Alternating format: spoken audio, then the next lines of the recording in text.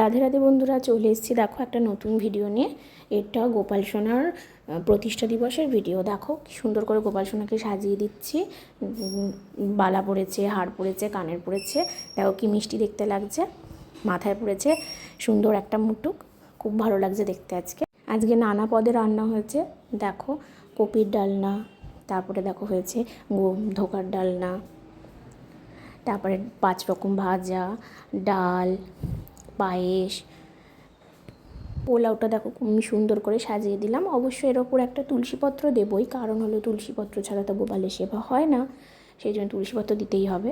এবার দেখো আমি একে একে সব ভোগের থালিগুলি সুন্দর করে সাজিয়ে দিচ্ছি। প্রথমে অন্ন দিলাম, তারপর পোলাও, তারপর ডাল, তারপরে দেখো 5 রকম ভাজা, আলু ভাজা, পটল ভাজা, ঢ্যাঁড়স ভাজা, তারপরে কাঁচকলা ভাজা, আর হয়েছে হলো বেগুন ভাজা। তো 5 পদের ভাজা হয়ে গেল।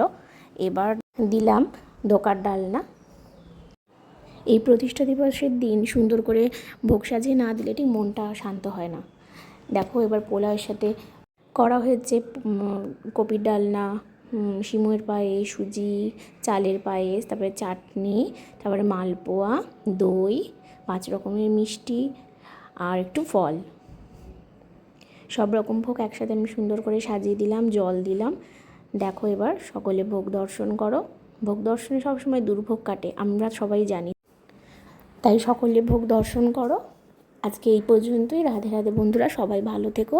গোপাল তোমাদের সবাইকে ভালো রাখুক, সুস্থ রাখুক।